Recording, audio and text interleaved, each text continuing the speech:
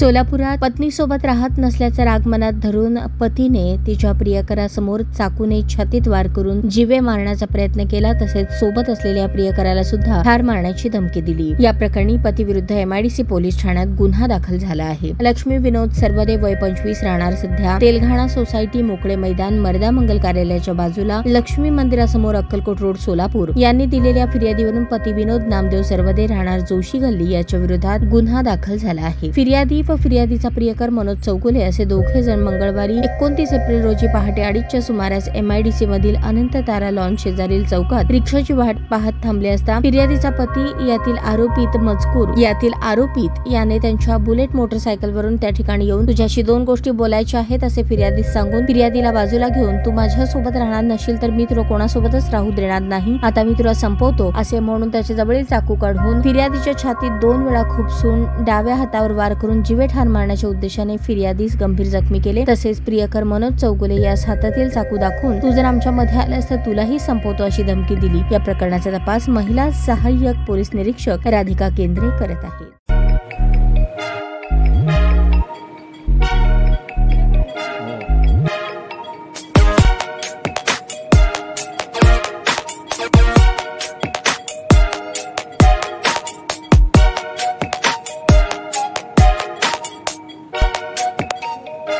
सोलापूर शहरातील सुप्रसिद्ध हॉस्पिटल म्हणजे सेंट्रल मल्टी स्पेशालिटी हॉस्पिटल मागील अनेक वर्षापासून सेवा बजावत आहे। 24 तास इमर्जन्सी सर्व्हिस, मॉडर्न टेक्नॉलॉजी, अनुभवी डॉक्टर्स तसेच अत्याधुनिक तंत्रज्ञान सुविधांनी सुसज्ज स्त्रीरोग प्रसूती विभाग, ऑर्थोपेडिक विभाग, मेडिकल विभाग आणि इतर एकमेव नाव म्हणजे सेंट्रल मल्टी स्पेशालिटी हॉस्पिटल।